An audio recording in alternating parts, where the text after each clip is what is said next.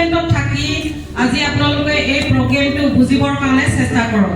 এইটো কাৰণে মই এখন মহান প্লেটফৰ্ম বুলি কৈছোঁ, কিয়নো আজি যিখন প্লেটফৰ্মত আজি আমি জীৱনৰ মাজবাটত আহিও কাম কৰি আজি নিজৰ সপোনবোৰ পূৰণ কৰিব পাৰোঁ আৰু নিজে সফলতা বিচাৰোঁ বুটলিব পৰা এখন যিহেতু প্লেটফৰ্ম, সেইটো কাৰণে আমি ধৰি লওক যিকোনো কাম আমি যদি এক্সাইটমেণ্টত থাকি খোলা অন্তৰে যদি বুজিবলৈ চেষ্টা নকৰোঁ, তেতিয়াহ'লে কেতিয়াও আমি সেই বিষয়টো আমি সম্পূৰ্ণ কেতিয়াও বুজি নাপাম।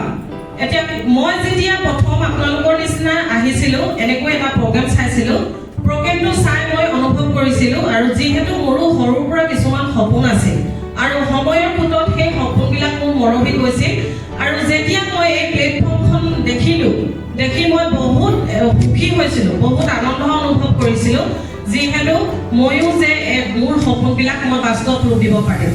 মাত্ৰ মই এটাই কথা বিশ্বাস ৰাখিছিলোঁ ভগৱানৰ ওপৰত, যিহেতু ভগৱানে যেতিয়া মোক এইখন প্লেটফৰ্মৰ লগত জড়িত কৰাই দিছে, নিশ্চয় মোক সফলতা বুটলিবৰ কাৰণে সৃষ্টি কৰিলে।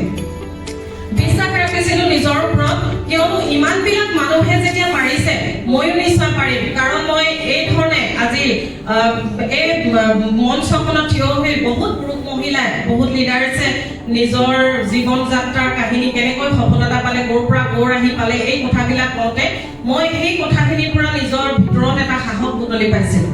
গতিকে এই প্ৰথম মই আপোনালোকৰ পৰা মই পৰিচয় কৰিব বিচাৰোঁ। মোক যোনে এইখন প্লেটফৰ্মৰ লগত পৰিচয় কৰাই দিলে, ভগৱানৰ দূত হিচাপে আহি তেখেত হ'ল মোৰ আপলাইন মিষ্টাৰ মিলনলাহন ছাৰ, তেখেত মোৰ ওচৰতে আছে, তেখেতৰ কাৰণে এটা ক্লেপ বিচাৰোঁ।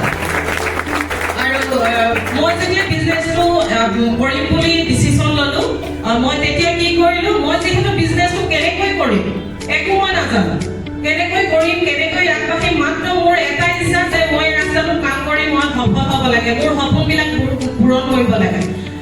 মই কি কৰিলোঁ, মোৰ আপলাইনে মোক যেনেকৈ কয় মই তেনেকৈ কামবিলাক কৰা আৰম্ভ কৰিলোঁ। মোক তেখেতে য'লৈ মাতে মই তালৈ যাওঁ, যেনেকৈ কৰিবলৈ কয় তেনেকৈ মই কাম কৰা আৰম্ভ কৰিলোঁ। কেতিয়াও মই মোৰ নিজৰ মগজটো মই খটোৱা নাই। মই তেখেতৰ দিহা পৰামৰ্শতে কাম কৰি যোৱাৰ কাৰণে আজি মই তেখেতৰ সমানে, তেখেত দুটাই দিন STC, আজি ময়ো STC ৰূপে আপোনালোকৰ ওচৰত পৰিচয় দিব পাৰিছোঁ। গতিকে আজি মহিলাসকলৰ কাৰণে আটাইতকৈ ভাল এখন প্লেটফৰ্ম বুলি মই ক'ব বিচাৰোঁ, কিয়নো আমাৰ মহিলাসকলৰ কোনো পৰিচয় নাই, হয় নহয় বাৰু? আমি গতিকে নিজৰ নামেৰে যদি আমি পৰিচয় বনাব বিচাৰোঁ, তেতিয়াহ'লে একমাত্ৰ প্লেটফৰ্ম হ'ল MLS প্লেটফৰ্ম। আজি মই একো পাকঘৰৰ পৰা আহি বিজনেছটো ষ্টাৰ্ট কৰিলোঁ। এখন চাইকেলৰ পৰাই ষ্টাৰ্ট কৰিছিলোঁ, কিন্তু সময় সোঁতত ছোৱালীয়ে লৈ যায় স্কুল, চাইকেলখনৰ অসুবিধা হয়। মোক সেইটো সময়ত ছাৰে এখন স্কুটি কথা ক'লে, কিন্তু মই বিজনেছটো ষ্টাৰ্ট কৰাৰ পিছত কেতিয়াও মোৰ বেংক একাউণ্ট চোৱা নাছিলোঁ আৰু সেইটো সময়ত মই সৰু কিপেড মোবাইল ব্যৱহাৰ কৰিছিলোঁ আৰু ছাৰৰ কথা মতে গৈ বেংক একাউণ্ট মই যেতিয়া চেক কৰিলোঁ, এখন স্কুটি মই ল'ব পৰা মোৰ তাত টকা গোট খাই আছিলে আৰু মই 3 মাহ কাম কৰি এখন স্কুটি ইণ্ডাষ্ট্ৰীৰ পৰা মই ল'ব পাৰিলোঁ। আৰু যিদিনাখনে মই স্কুটিখন ল'লোঁ, সেইদিনাখনৰ পৰা এদিনো পিছলৈ ঘূৰি নোচোৱাকৈ মই কাম কৰা ষ্টাৰ্ট কৰিলোঁ। কাৰণ মোৰ এটা বিশ্বাস আহিল, মই যদি এখন স্কুটি ল'ব পাৰিলোঁ, মোৰ সৰু এটা সপোন পূৰ্ণ কৰিব যেতিয়া পাৰিছোঁ, বাকীবিলাকো পাৰিম।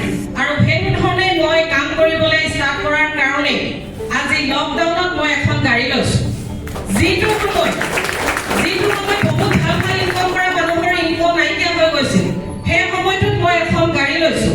আৰু গাড়ী প্ৰত্যেক মানুহৰ ঘৰত থাকিব পাৰে, কিন্তু ডাইৰেক্ট চেলিং ইণ্ডাষ্ট্ৰীত কাম কৰি, MLSটোত কাম কৰি মই যে এখন গাড়ী ল'লোঁ, সেইটো মই প্ৰমাণ কৰিলোঁ মোৰ ওচৰৰ অঞ্চলটোৰ ওচৰত, মোৰ ওচৰ চুবুৰীটোৰ ওচৰত। যিটো সময়ত মই বিজনেছটো ষ্টাৰ্ট কৰোঁতে মই সময় নিদিয়াৰ কাৰণে গোটৰ পৰা মোক উলিয়াই দিছিলে, কিন্তু মই সেইদিনাখনে মই সংকল্প লৈছিলোঁ, মই প্ৰুভ কৰিম তহঁতি গোট খেলি কি কৰোঁ আৰু মই MLS কৰি কি কৰিম। মই কেতিয়াও মই সমাজত গোটৰ মাজত আছোঁ যদিও মই সদায় নিজক পৃথক কৰি ৰাখিবলৈ চেষ্টা কৰিলোঁ, কাৰণ মোৰ সপোন আছে। আৰু সেইটো ধৰণে কাম কৰাৰ কাৰণে এখন গাড়ী ল'লোঁ। 2 নম্বৰ মই আকৌ এখন নেক্সট এমাহ হৈ গৈছে আকৌ এখন স্কুটি ল'লোঁ। এটা সপ্তাহত 21,000 টকালৈকে ইনকম কৰিছোঁ। থাইলেণ্ড যাবলৈ সুবিধা পাইছিলোঁ। গতিকে এটা কথাই চাওক, মই যদি সমাজৰ মাজত থাকি গ'লোঁ হ'লে, অন্য কাম কৰিলোঁ হ'লে, কেতিয়াও মোৰ জীৱনত এইখিনি মই নাপালোঁ হ'লে। গতিকে আপোনালোকক মোৰ এটাই আহ্বান, আপোনালোকে যদি সফল হ'ব বিচাৰিছে, তেতিয়াহ'লে আপোনালোকক যোনে সহায় সহযোগিতা কৰি